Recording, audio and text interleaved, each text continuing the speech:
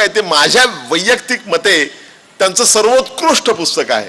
ते म्हणजे अनाहिलेशन of caste, जाती निर्मूलन. 1936 साली डॉक्टर आंबेडकरांनी हे पुस्तक लिहिलेलं आहे आणि त्या पुस्तकाची हिस्ट्री फार फार मनोरंजक आहे. आंबेडकरांनी येवल्याला 15 ऑक्टोबर 1935 मध्ये त्यांनी घोषणा केली की मी हिंदू म्हणून जन्माला आलेलो असलो तरी, अस्पृश्य हिंदू म्हणून जन्माला आलेलो असलो तरी हिंदू म्हणून मरणार नाही. म्हणजे त्यांनी धर्मांतर आपण करणार आहोत याची सूचना तिथे दिली. त्यानंतर असं झालं की 1936 साली त्यावेळी एकसंध असलेल्या भारतामध्ये लाहोरमध्ये एक संस्था होती, तिचं नाव होतं जात पात तोडक भाषण. ते सगळे भाषण लिहून काढायचे आपले, एकही शब्द इकडचं तिकडे जाता कामा नये. त्यांनी ते भाषण लिहून काढलं. त्या आयोजकांनी त्यांना सांगितलं की तुम्ही जे भाषण करणार आहात ना त्याचा मसुदा जरा आम्हाला पाहण्यासाठी पाठवून द्या, आम्हाला तर छापून त्याच्या प्रती काढायच्या आहेत. त्यांना जरा धाकधूक वाटत होती की हा माणूस काय लिहितो, म्हणून त्यांनी आगाऊ त्यांना सांगितलं की आम्हाला छापायच्यात म्हणून तुम्ही पाठवा. बाबासाहेब आंबेडकरांनी तो गुड फेथ मध्ये आपला ड्राफ्ट त्यांना पाठवला. तो ड्राफ्ट वाचल्यानंतर त्यांना चक्कर आली, कारण ते जातपात तोडक मंडळाचं काम जरी करत असले तरी थोडंसं इकडे कर थोडंसं तिकडे कर असं जुजबी प्रमाणावरती मलमपट्टी करण्याचं काम करत होते. बाबासाहेबांचा तो दणका त्यांनी पाहिला. बाबासाहेबांनी उदाहरणार्थ त्या भाषणामध्ये असं म्हटलेलं आहे की जातपात तुम्हाला जर नष्ट करायची असेल तर त्यावरचा एकमेव उपाय म्हणजे सगळे वेद, सगळी शास्त्र, सगळी पुराण यांना, सगळ्या श्रुती, सगळ्या स्मृती यांना सुरुंग लावावा लागेल, अशा प्रकारची वक्तव्य त्यांनी त्यामध्ये केलेलं होतं. ते वाचल्यानंतर ते गरगरले सगळे.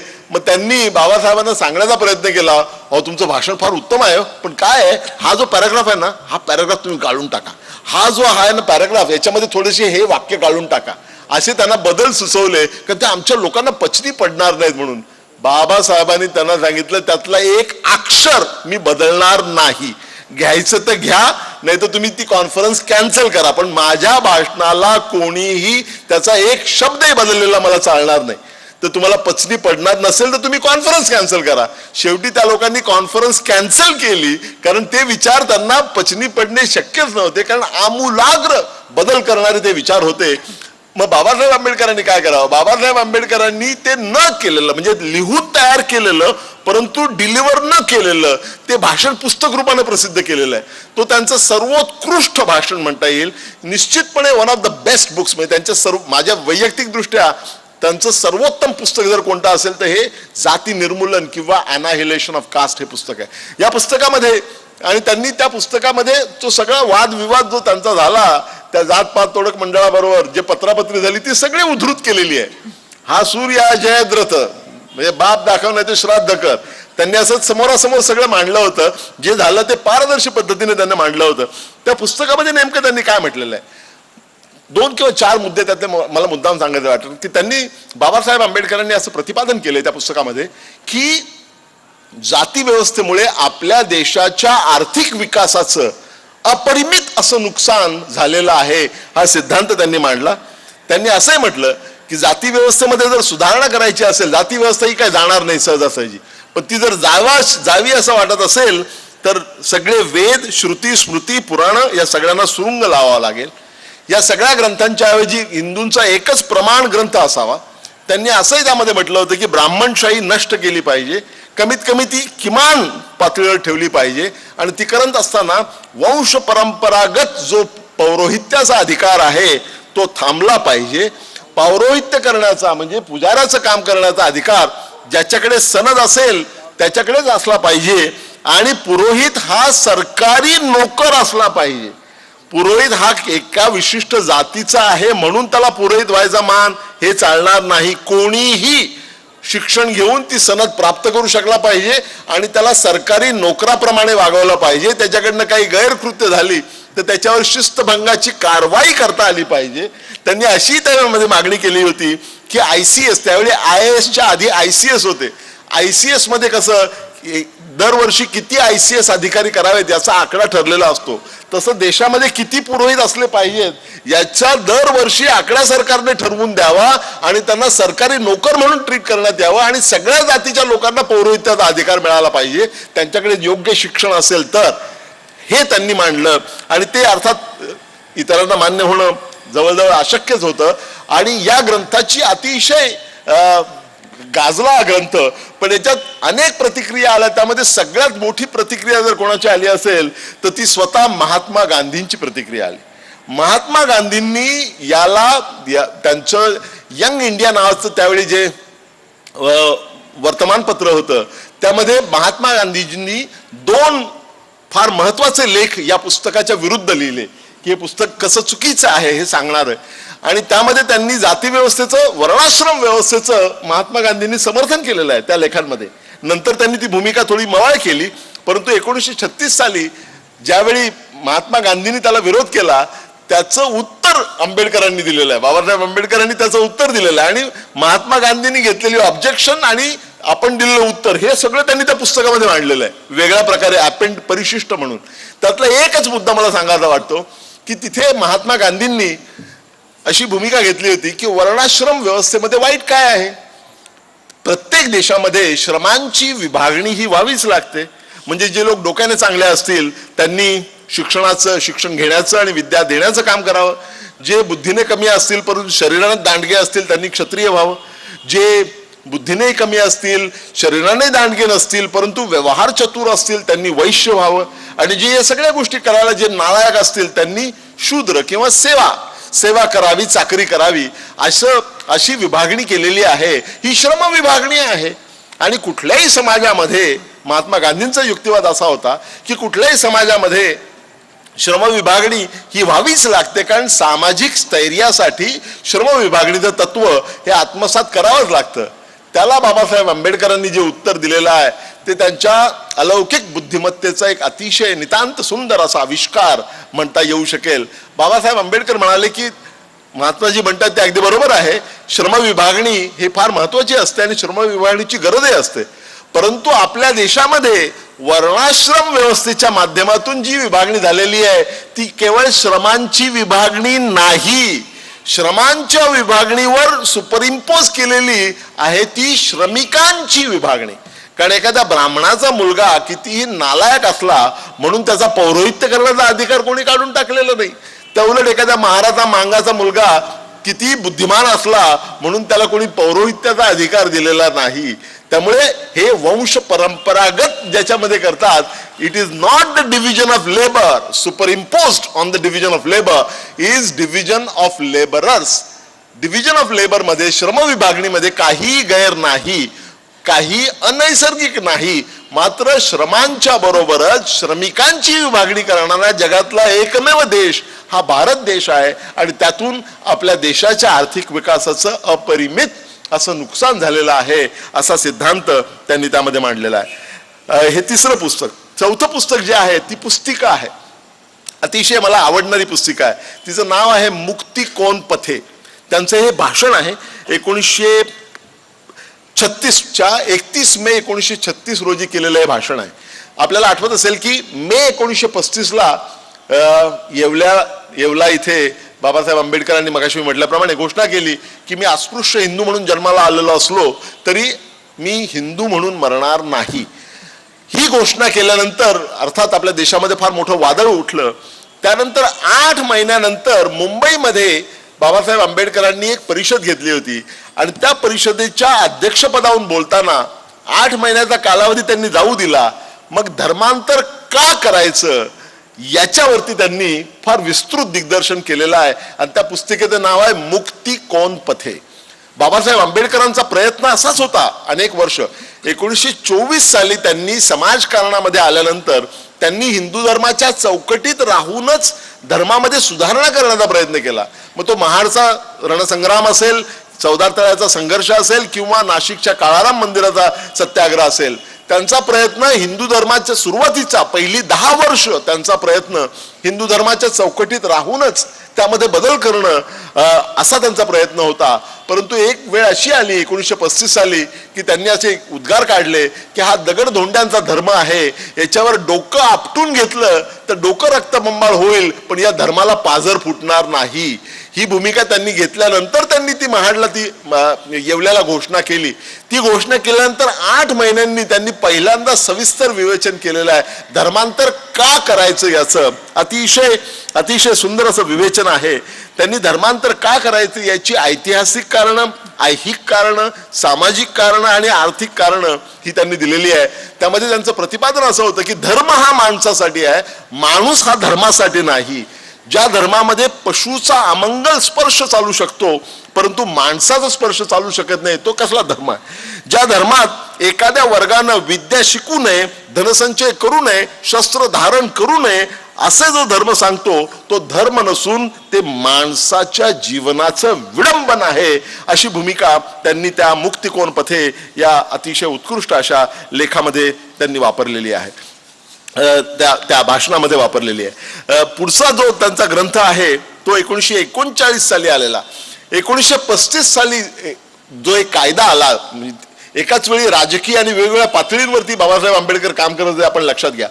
गव्हर्नमेंट ऑफ इंडिया 1935 ऍक्ट हा फार महत्वाचा कायदा त्यावेळी करण्यात आला, सर्वांगीण सुधारणा करणारा आणि ब्रिटिशांच्या राज्य शकटामध्ये फार मोठ्या प्रमाणात सुधारणा करणारा हा कायदा लागू झाला.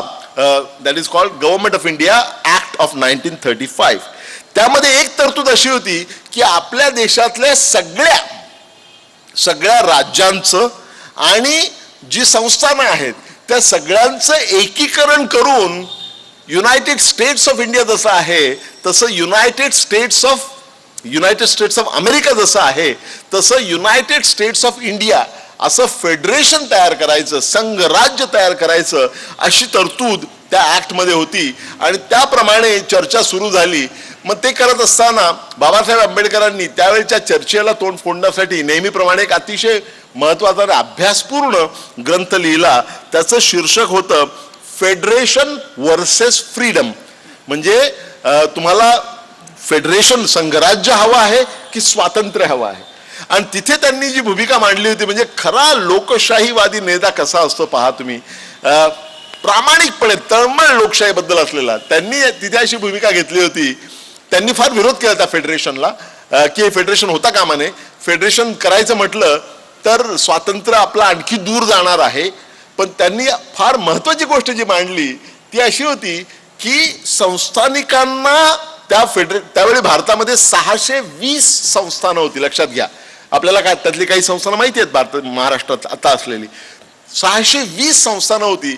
या संस्थानांना कसं सामील करून घ्यायचं तर त्याच्याबद्दल तरतूद अशी करण्यात आली होती. त्या ड्राफ्टमध्ये, फेडरेशनच्या ड्राफ्टमध्ये अशी तरतूद करण्यात आली होती की राज्याचे प्रतिनिधी असतील कायदे मंडळामध्ये, म्हणजे जी लोकसभा किंवा आणि राज्यसभा येईल त्यामध्ये राज्यांचे प्रतिनिधी पाहिजे, तसे संस्थानिकांचे प्रतिनिधी पाहिजे.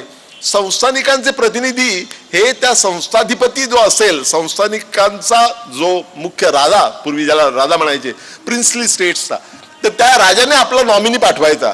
बरं, पाठवल्यानंतर त्या नॉमिनीला म्हणजे संस्थांचा जो नॉमिनी असेल त्याला कुठल्याही प्रश्नावर बोलायची मुभा आहे, कुठल्याही राज्याबद्दल बोलायची मुभा आहे. परंतु कायदे मंडळामध्ये संस्थानामध्ये डेमोक्रेसी जर नसली तरी किंवा त्याच्यामध्ये काही गैरप्रकार असले, अपप्रकार असले तर त्याच्याबद्दल कोणालाही विषय तो मांडता येणार नव्हता. बाबासाहेब आंबेडकरांचं असं म्हणणं होतं की ज्या संस्थानांमध्ये लोकशाही प्रचलित नाही अशा संस्थानांना तुम्ही प्रवेशच देता कामा नये. आणि जर प्रवेश द्यायचा असेल तर त्यांना प्रवेश देण्यापूर्वी तिथे लोकशाहीची अंमलबजावणी करावी लागेल, अशी भूमिका बाबासाहेब आंबेडकरांनी घेतली होती. आणि त्याला खूप प्रचंड प्रमाणात त्यांनी विरोध केला. काही लोकांचा त्याला विरोध नव्हता, बाबासाहेब आंबेडकरांनी विरोध केला. सुदैवानं किंवा दुर्दैवानं असं झालं की 1939 साली ज्यावेळी युद्ध सुरू झालं, 1937 साली पहिली इलेक्शन झाली राष्ट्रीय पातळीवरची, ब्रिटिशांच्या काळची, आणि सगळ्या देशभर इलेक्शन झाल्या. त्यानंतर 1939 साली ज्यावेळी दुसरं महायुद्ध सुरू झालं, त्या दुसऱ्या महायुद्धाच्या वेळी त्यावेळेचे जे व्हॉइसरॉय होते लॉर्ड लिनलिथगो, त्यांनी अशी भूमिका घेतली की आपण भारत सरकारने बिनशर्त पाठिंबा द्यायचा युद्धाला. त्याला खूप विरोध झाला कारण त्यांनी भारतीय नेत्यांना विश्वासात घेतलं नव्हतं. त्यामुळे त्यांच्यावरती आफत आली आणि सगळ्या मंत्रिमंडळांनी आपापले राजीनामे सादर केले. मुंबई प्रांताच्या मंत्रिमंडळ धरून सगळ्यांनी राजीनामे सादर केले आणि त्यामुळे 1935च्या कायद्याप्रमाणे जे फेडरेशन आणायचं होतं तो सगळा प्रस्तावच बारगळला. त्यामुळे ते फुकटच गेलं. त्यानंतर पुढचं पुस्तक जे आहे ते तर विलक्षण पुस्तक आहे. जरा ग्लास मिळेल. हे महत्वाचं पुस्तक आहे ज्याच्याबद्दल कमीत कमी माहिती लोकांना आहे. या पुस्तकाचं शीर्षक आहे पाकिस्तान और पार्टिशन ऑफ इंडिया. पाकिस्तान की भारताची फाळणी. फाळणीची मागणी पहिल्यांदा करण्यात आली ती मुस्लिम लीगचं मार्च 1940 मध्ये जे अधिवेशन झालं त्या अधिवेशनात पहिल्यांदा पाकिस्तान हा शब्द उच्चारला गेला. पहिल्यांदा फाळणीची मागणी करण्यात आली. त्यानंतर 9 महिन्यामध्ये बाबासाहेब आंबेडकरांनी पाकिस्तान और पार्टिशन ऑफ इंडिया हा ग्रंथ लिहिला. 488 पानाचा अतिशय महत्वाचा दस्तऐवज असा तो ग्रंथ आहे. त्या ग्रंथामध्ये पाकिस्तान व्हावा की होऊ नये, भारताची फाळणी व्हावी की होऊ नये, त्यात हिंदूंची बाजू काय आहे, मुस्लिमांची बाजू काय आहे, त्याच्यात पॉझिटिव्ह काय, निगेटिव्ह काय, सकारात्मक काय, नकारात्मक काय, याची अतिशय विस्तृत चर्चा करणारा ग्रंथ बाबासाहेब आंबेडकरांनी 1940च्या डिसेंबरमध्ये प्रकाशित केला. त्यानंतर प्रत्यक्षात फाळणी त्यानंतर 7 वर्षांनी झालेली आहे. आपण लक्षात घ्या, डिसेंबर 1940 मध्ये बाबासाहेब आंबेडकरांनी तो ग्रंथ लिहिला. त्याची पुढची आवृत्ती 1945 साली आली आणि ती आवृत्ती आल्यानंतर फाळणीच्या वेळी जे महान नेते होते म्हणजे महात्मा गांधी एका बाजूला आणि दुसऱ्या बाजूला बॅरिस्टर जिना, या दोघांनीही मान्य केलं की पाकिस्तान आणि फाळणीच्या प्रश्नावरती अधिकारवाणीने लिहिलेला सर्वोत्तम ग्रंथ जर कोणता असेल तर तो म्हणजे आंबेडकरांचा पार्टिशन और पाकिस्तान और पार्टिशन ऑफ इंडिया हा ग्रंथ. तुम्ही लक्षात घ्या की फाळणीची चर्चा होत असताना फाळणी जी चर्चा ज्या नेत्यांमध्ये होत होती त्या नेत्यांना सुद्धा रेफरन्स व्हॉल्यूम म्हणून सगळ्यात महत्वाचं जर कुठलं पुस्तक वाटलं असेल तर ते पुस्तक म्हणजे बाबासाहेब आंबेडकरांचा पाकिस्तानचा ग्रंथ होता. त्याचं महत्त्वही विलक्षण आहे. त्यानंतर त्यांनी जे पुस्तक लिहिलं ते 1943 साली. 1943 साली त्यांनी जे पुस्तक लिहिलं त्याचं शीर्षक होतं रानडे, गांधी अँड जीना. रानडे, गांधी अँड जीना या पुस्तकामध्ये त्यांनी, हे भाषणावर आधारित पुस्तक आहे,